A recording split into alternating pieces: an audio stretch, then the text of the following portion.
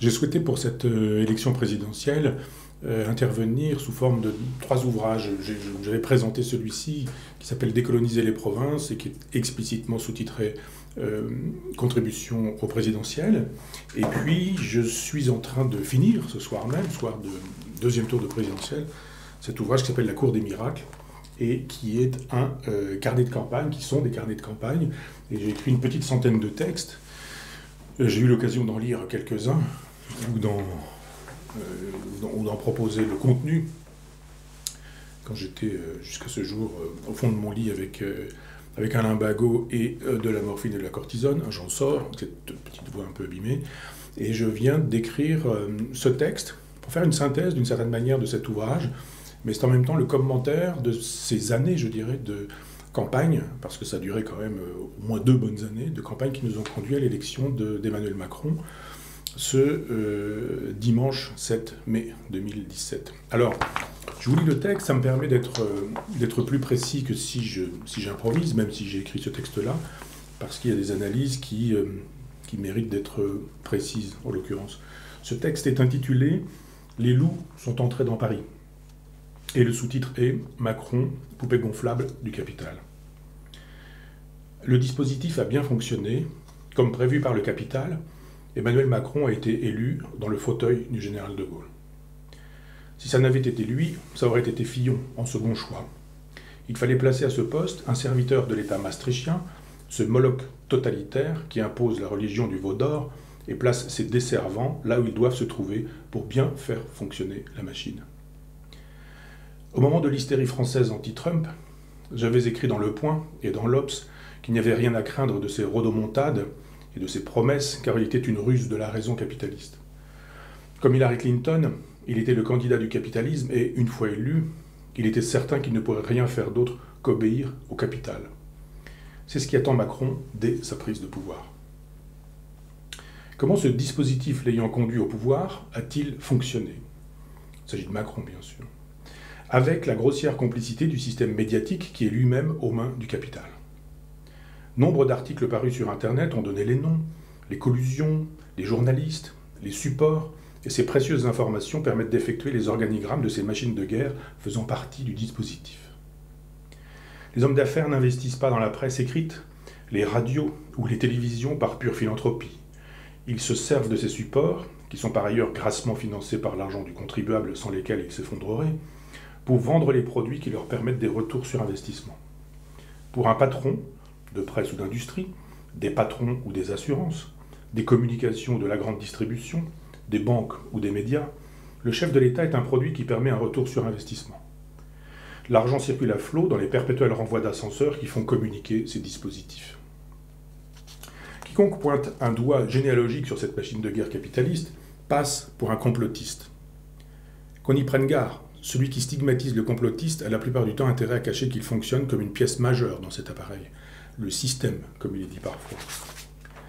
Qui peut nier en effet que l'incroyable nombre de unes et d'articles consacrés à Macron pendant des mois n'est pas permis le passage de l'homme du banquier d'affaires, n'est pas permis le passage de l'ombre du banquier d'affaires chez Rothschild à la lumière de l'homme providentiel qui abolirait la séparation entre la droite et la gauche. Quand il n'y a plus de droite ni de gauche, alors on peut gouverner à droite tout en prétendant qu'il ne saurait y avoir d'autres politiques que celles qu'il propose de façon floue et qui n'est en fait que la toute-puissance des marchés paradoxalement imposés par l'État maastrichtien. Une fois la machine de guerre médiatique mise en place, quel était son plan de combat? Il fallait tout faire pour transformer une élection en 2 tours faciles à perdre en élection à 1 tour assimilable à un plébiscite plus facile à gagner.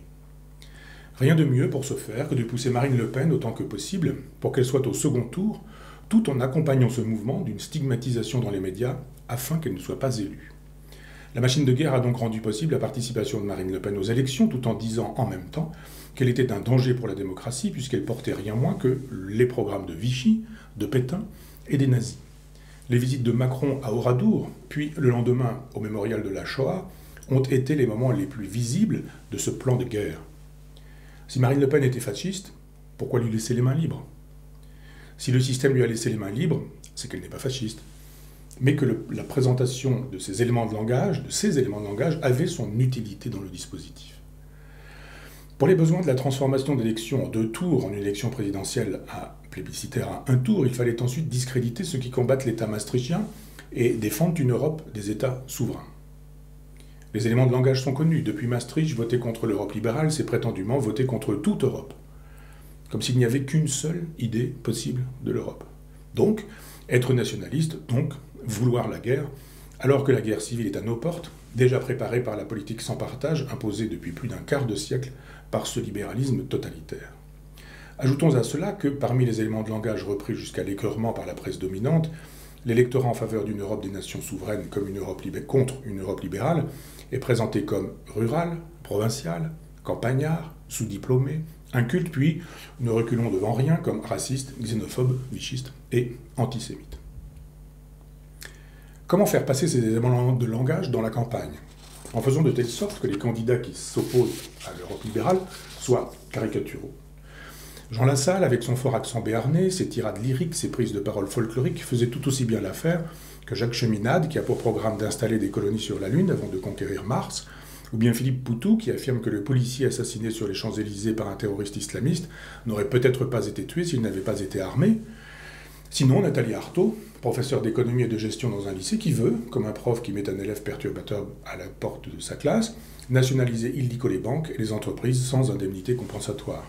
Tout ce petit monde a, comme c'est étrange, trouvé facilement le parrainage des 500 signatures qui semblent si difficiles à obtenir pour Jean-Luc Mélenchon ou Marine Le Pen, qui, à eux deux, et avec des programmes bien moins farcesques, rassemblent pourtant plus de 40% des suffrages. Ces deux-là, d'ailleurs, auront été fluctuants en fin de campagne sur les questions de l'euro, de la sortie de l'État maastrichtien, d'un hypothétique Frexit, d'un abandon de l'euro. S'ils ne voulaient pas être relégués dans le camp des gardiens de chèvre, des lunaires, des martiens, des demeurés ou des bolcheviks, il leur fallait rétro-pédaler, pédaler quand même, retenir le pédalage, pédaler à côté, pédaler en marche arrière, mais faire avancer le pédalo. Au bout du compte, illisibles et peu crédibles sur ce sujet, ces deux-là se sont même condamnés in fine à rejoindre le camp des petits candidats. Ils ont été éliminés. Le sommet de cette déréliction a été atteint lors du débat d'entre les 2 tours par une Marine Le Pen faussement ironique mais vraiment larguée, qui crut donner des leçons d'économie à Macron en sortant l'écu comme d'un chapeau de magicien. L'énarque, quant à lui, faussement dubitatif mais vraiment sidéré, n'a pas su profiter de cet avantage pour porter l'estocade qui aurait achevé cette corrida pour longtemps. Que fallait-il faire encore, après avoir mis la presse dominante aux ordres et caricaturé l'opposition à l'État maastrichtien, pour ouvrir la route aux candidats du système? Se débrouiller pour que le Parti socialiste explose. Pour ce faire, il y avait des spécialistes en la matière. Il fut facile de bourrer les urnes. La chose fut amplement dite, montrée, commentée dans la presse, mais rien ne suivit. Aucune plainte ne fut portée contre cette évidente fraude électorale au sein même du PS. Pour quelle raison? Ce bourrage devait permettre de laisser croire que le candidat choisi, apparemment démocratiquement par les primaires, avait été sélectionné par les électeurs. Or, Benoît Hamon a été explicitement désigné par l'appareil socialiste pour perdre après avoir gauchisé un PS qui, de ce fait, ne manquerait pas d'exploser sous les coups de l'aile droite du PS, une sensibilité, comme par hasard, politiquement et idéologiquement alliée à Macron. Les multiples changements de pied sur la question du revenu minimum universel, le noyau dur du candidat socialiste, ont convaincu les téléspectateurs du manque de sérieux de l'apparatchik du parti qui, lui aussi, fut une poupée gonflable, mais de la rue de Solferino dans laquelle François Hollande dispose toujours d'un pied-à-terre. Après que, contre Sarkozy, la droite jupéiste et filloniste, puis contre Hollande, la gauche montebourgeoise et frondeuse, et l'une et l'autre fait savoir que la droite pouvait voter aux primaires de gauche et la gauche aux primaires de droite, il fut bien clair que l'explosion de ces 2 blocs serait suivie d'une éviction de leurs 2 chefs. De ce fait, ayant compris que les primaires étaient un piège dans lequel il était tombé après avoir vu Nicolas Sarkozy, son meilleur ennemi, y chuter lui aussi, François Hollande a renoncé à sa candidature personnelle, mais pas pour celle de son idéologie, qui est celle du Mitterrand libéral de 1983. Hollande aura été en sous-main le passe-plat du capital et de la finance qu'il prétendait combattre au Bourget. En soutenant Macron dans l'ombre, Hollande réussissait une opération très rentable, pour lui. Tuer Montebourg et Hamon, les frondeurs qui ne l'avaient pas soutenu, assassiner Valls, qui l'avait lâché en pleine campagne, torpiller Mélenchon, qui lui avait pourri la vie, enfin choisir celui qui proposait d'aller plus loin et plus vite que lui dans la même direction, Emmanuel Macron. La presse dominante en ordre de marche, les opposants à l'État maastrichtien caricaturés et facilités dans leur aventure, le PS explosé pour laisser la voie libre à gauche pour Macron, Que fallait-il encore faire pour élargir plus encore la route qui le conduirait vers l'Élysée? Faire de même avec la droite classique, en l'occurrence celle de Fillon. Sarkozy éliminé, Juppé écarté, restait Fillon qu'il fallait détruire comme Hamon l'avait été. Comment faire? La chose est simple, il suffit d'aller chercher dans les poubelles, puis de monter en diamant médiatiquement scintillant les ordures qu'on y trouve. L'homme qui avait construit son image sur une réputation de catholique intègre, fustigeant la saleté des autres, devient du jour au lendemain le tartuffe intéressé par l'argent qui se fait offrir des montres de collection et des costumes à des prix extravagants par des gens qui avaient bien quelque intérêt à lui faire ce genre de cadeaux obscènes. Pendant des jours, relayant les informations dévoilées par le Canard enchaîné, de nouvelles dépêches tombaient comme les gouttes du supplice chinois dans la presse dominante. Des emplois probablement fictifs pour sa femme, des salaires versés sur le compte de ses enfants pour des travaux que leur âge leur interdisait de faire, des sommes astronomiques payées à son épouse pour de brefs comptes rendus de lecture publiés sous pseudonyme dans la revue des Deux Mondes, une société de conseil créée à 2 doigts de l'autorisation légale très richement payée pour des conseils que tout le monde ignore. Lesté par ce plan médiatique, Fillon ne pouvait alors que perdre une élection imperdable. Il l'a effectivement perdue. Or, il y eut un certain nombre d'affaires dans cette campagne et n'ont pas toutes été orchestrées sur le même principe du pilonnage médiatique. Pour quelle étrange raison? Certes, Fillon s'est fait offrir des costumes harnis, et c'est condamnable. Conseillé par Pierre Berger, soutien de Macron et client de la boutique, Mitterrand y achetait aussi ses chapeaux, des galurins d'ailleurs très prisés par Mélenchon. Giscard était client de cette boutique, Estrosi également, Fabius enfin. Et Pierre Moscovici s'est aussi fait offrir ses costumes de technocrate et de bureaucrate maastrichtien par des amis, 13 000 € le costard. Par qui? Pourquoi? On n'en saura rien. Mais alors pourquoi la presse dominante n'a-t-elle pas fait ses choux gras avec cette information que Brigitte Trogneux, épouse Macron, est habillée par LVMH, dont le propriétaire est Bernard Arnault, qui soutenait Macron dans cette campagne? Le 23 mars 2017, Le Figaro publie sur ce sujet un article de Julie Mazuet intitulé « Brigitte Trogneux est habillée par LVMH, et alors ?» Point d'interrogation. En effet, et alors? Ce sont, citation, des prêts et non des cadeaux, une nuance de taille. Je ne sais pas si de taille c'est de l'humour, mais écrit la dame. En effet, ça n'est pas pareil du tout, je ne suis pas sûr toutefois que Nathalie Arthaud aurait pu bénéficier de ces prêts, ne parlons même pas de cadeaux. Certes, Fillon a fait travailler des collaborateurs sur ses livres, et pour ce faire, il a rémunéré des membres de sa famille, et c'est condamnable. Mais pourquoi la presse dominante n'a-t-elle pas monté au créneau quand l'information a été donnée dans un média hors système, un faux BuzzFeed News, que Benoît Hamon avait été pris la main dans le sac à plagiat, avec un livre intitulé « Tournez la page », dans lequel nombre d'emprunts ont été dûment repérés. Qui a payé les nègres de Benoît Hamon? Sur quel budget? Ceux de son couple avec le salaire de son épouse qui travaille chez LVMH? Ou ceux de son parti? À moins qu'il ne s'agisse de sa cagnotte propre, ou des caisses de son éditeur. On n'en saura rien. Certes, Fillon a dissimulé ses sources de revenus, car on ne sait ce qui lui permet de faire autant de bénéfices en si peu de temps dans sa société F2, spécialisée en conseil d'on ne sait quoi à je ne sais qui. Et c'est condamnable. Mais pourquoi la presse dominante n'a-t-elle pas enquêté avec la même ardeur, ou pour quelle raison n'a-t-on pas vu la justice se mobiliser aussi ardemment pour savoir ce qu'il était advenu des formidables bénéfices empochés par Emmanuel Macron quand il travaillait à la Banque Rothschild et qui demeurent invisibles sur ses déclarations? Les 3/4 de son patrimoine ont mystérieusement disparu. Étonnant, non? Certes, Fillon a pistonné les siens, il a sûrement confondu l'intérêt de l'État et le sien, et c'est condamnable. Mais pourquoi la presse dominante n'a-t-elle pas donné plus d'écho au fait que Mélenchon ait été accusé de népotisme, de favoritisme, de gaspillage d'argent public pour avoir pistonné sa fille dans l'accès à un emploi public, favorisé des amis politiques pour éviter le barrage des appels d'offres et payer très cher, près de 300 000 € si on en croit un livre de Liliane Alemagna et de Stéphane Aliès qui s'appelle Mélenchon le plébéien, un livre qui est paru chez Robert Laffont. Des prestations effectuées donc par des amis, utiliser une voiture avec le chauffeur du Conseil général alors qu'il n'y était plus élu, continuer à toucher ses indemnités alors qu'il ne se rendait quasiment plus aux séances, et qu'il ait fait l'objet d'un rappel à la loi par le procureur de la République sous forme d'avertissement solennel. Pour quelle raison non plus cette presse dominante n'a-t-elle pas monté en épingle le vol en jet privé effectué par le comte Ducator des Insoumis pour se rendre avec ses amis robespierristes et léninistes, comme c'est mignon, à la journée commémorative de l'abolition de l'esclavage à Champagné en Haute-Saône le 4 février 2017. L'avion privé parti du Bourget s'est posé en fin de matinée sur le tarmac de l'aéroport franco-suisse de Bâle-Mulhouse, une information que ne conteste d'ailleurs pas Libération dans son édition du 20 avril 2017. Il y aurait bien sûr d'autres poubelles à vider, d'autres ordures à commenter, d'autres saloperies à mettre sous le cialytique de la lampe médiatique. Mais c'est Fillon qui, pendant de longues semaines, a concentré sur lui, son nom, sa personne, sa figure, ses moindres faits et gestes, l'essentiel des coups portés. De la même manière que Hamon devait tomber, Fillon a chuté lui aussi.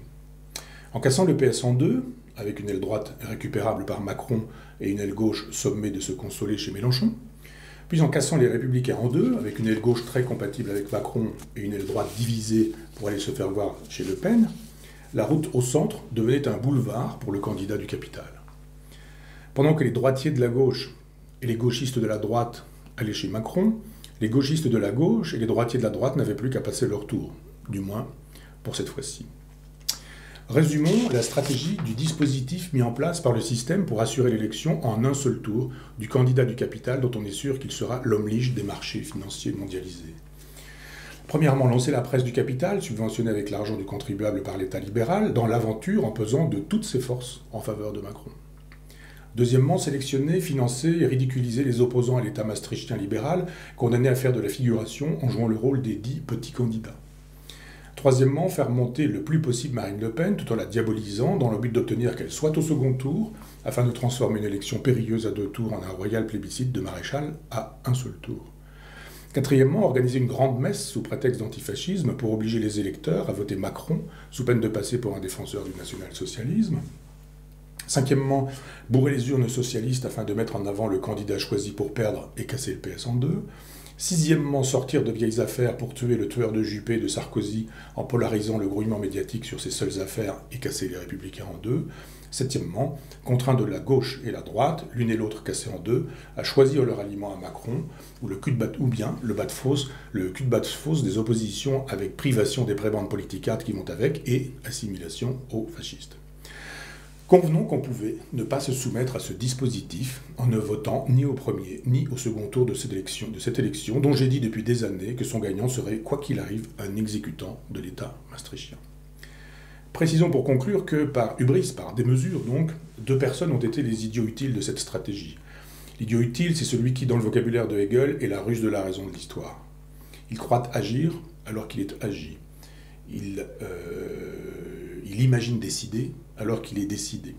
L'un était agi par sa formidable mégalomanie, l'autre par son incroyable bêtise. Le premier fut le pantin de sa vanité, la seconde la ventriloque de son immense crétinerie.